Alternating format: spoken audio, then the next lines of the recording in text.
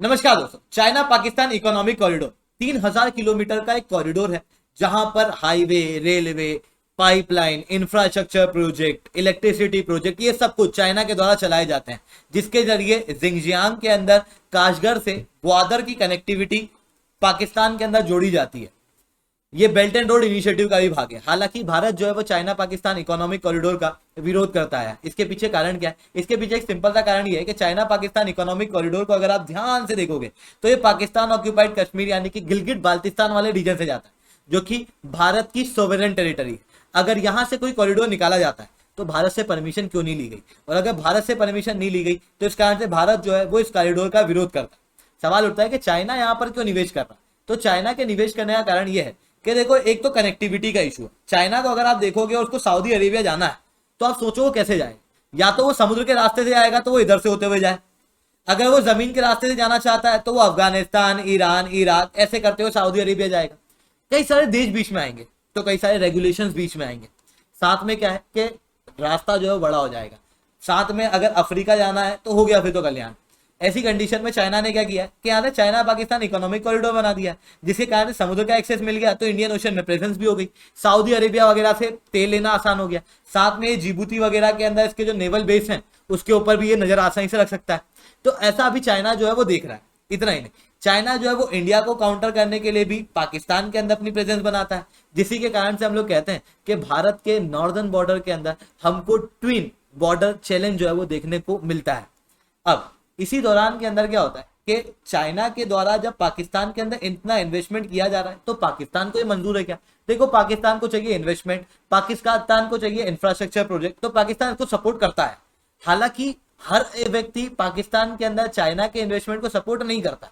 अगर आप देखोगे तो बलोच नेशनलिस्ट आर्मी और कई सारे मिलिटेंट ग्रुप चाइनीज इन्वेस्टमेंट का विरोध करते हैं, जिसके कारण से कई सारे चाइनीज ऑफिशियल जो कि चाइना पाकिस्तान इकोनॉमिक कॉरिडोर के ऊपर काम करते हैं उनके ऊपर इनके द्वारा अटैक किया जाता है, कई बार इनको मार भी दिया जाता है। इसी के कारण से जब समरकांड के अंदर शंघाई कोऑपरेशन ऑर्गेनाइजेशन की मीटिंग हुई थी तो उस दौरान में पाकिस्तान के प्रधानमंत्री चाइना के प्रेसिडेंट से मिले थे, और उस दौरान में चाइना के प्रेसिडेंट ने कहा था, यानी कि जी जिनपिंग ने यह कहा था, स्पेशल सिक्योरिटी मेक श्योर करो चाइनीज ऑफिशियल को on the China Pakistan economic corridor.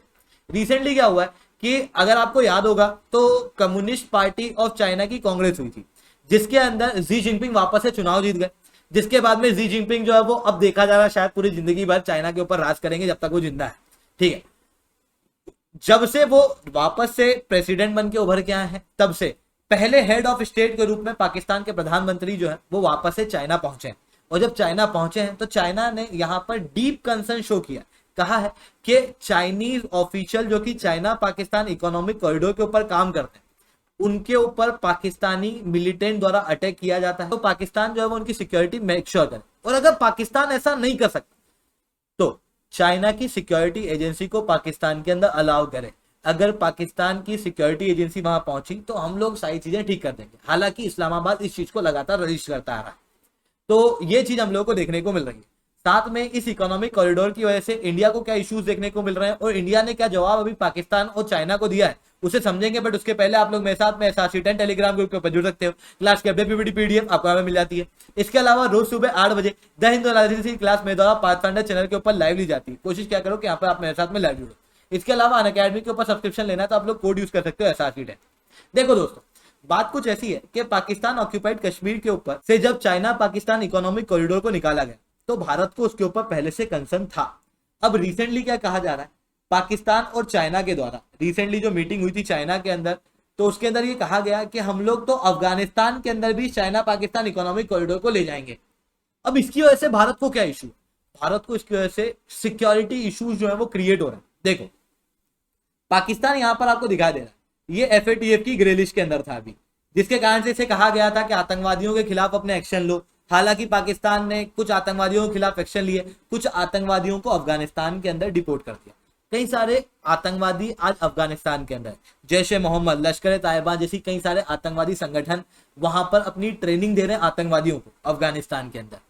Recently United nation security council की एक रिपोर्ट आई थी, जिस रिपोर्ट के अंदर क्लियरली ये बताया गया था कि अफगानिस्तान के अंदर जो आतंकवादी संगठन है इनके पास में अभी फाइनेंस नहीं है, पर आने वाले समय में फाइनेंस आ सकता है। और जब फाइनेंस आएगा तो ये लोग सबसे पहले कहीं अटैक करेंगे तो वो है भारत।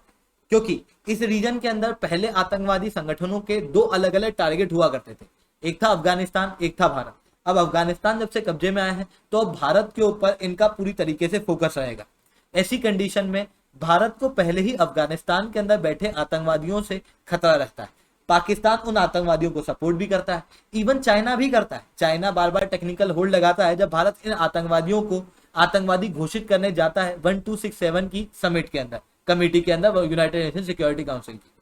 अब जब China Pakistan economic corridor Afghanistan से जाएगा तो इन्हीं आतंकवादियों को डायरेक्ट एक्सेस मिल जाएगा इस चाइना पाकिस्तान इकोनॉमिक कॉरिडोर। और आप सबको पता है कि ये कॉरिडोर जो है वो पाकिस्तान ऑक्यूपाइड कश्मीर से निकल रहा है।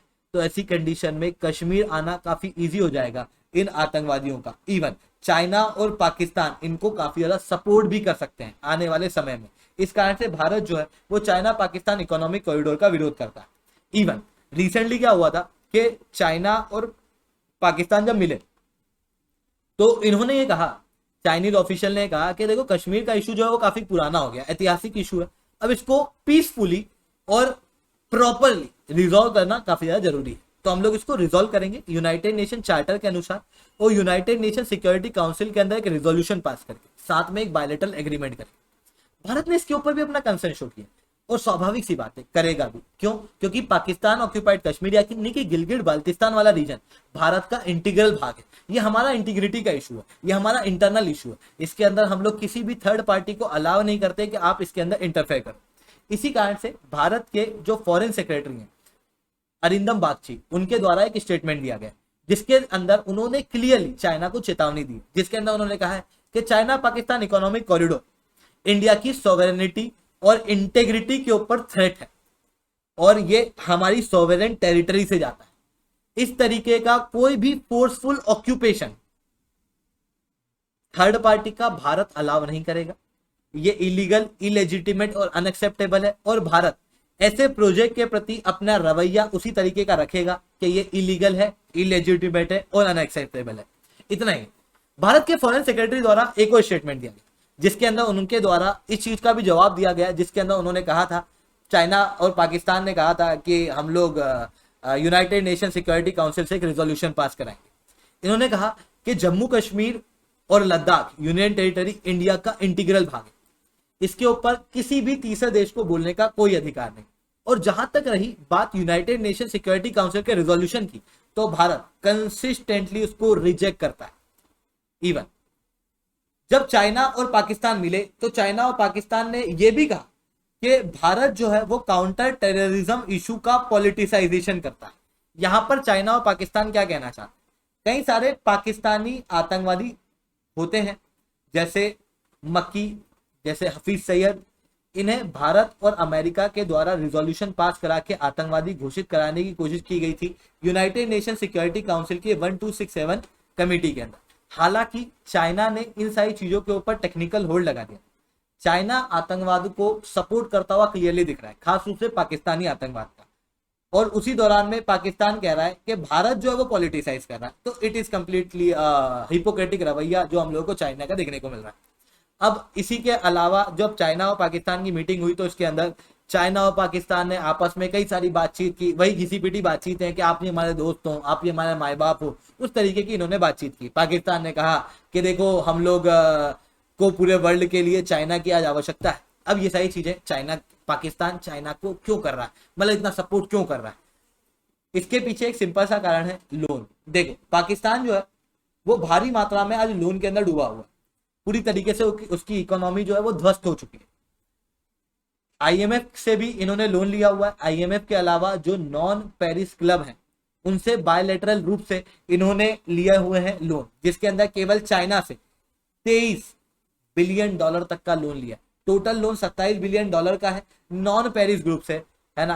आईएमएफ वगैरह को हटा दो और पूरे पेरिस ग्रुप को हटा दो आप, तो उसको छोड़ के 27 बिलियन डॉलर का लोन है, जिसमें से 23 बिलियन डॉलर का अकेला चाइना देता है। रिसेंटली अभी भी 70 मिलियन डॉलर का एड जो है वो चाइना द्वारा पाकिस्तान को दिया गया फॉर द फ्लड रिलीफ। तो सब पैसे का मामला है, इसलिए पाकिस्तान जो है वो चाइना को इतना सपोर्ट करता आ रहा है।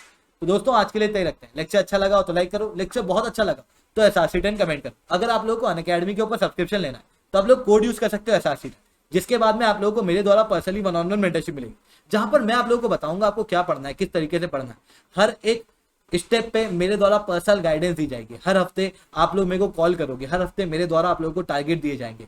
अगर आप लोगों को कंप्लीट गाइडेड वे में अपनी तैयारी करना है तो सब्सक्रिप्शन लेने के दौरान में SRC10 कोड का प्रयोग करना है। SRC10 के अंदर स्पेस नहीं है, साथ में SRC10 कोड का यूज करने के बाद में आपको 10% का डायरेक्ट डिस्काउंट अनअकैडमी के ऊपर मिलने वाला है। तो जाओ सब्सक्राइब करो, SRC10 कोड का प्रयोग करो। आज के लिए इतना ही दोस्तों, जय हिंद जय भारत।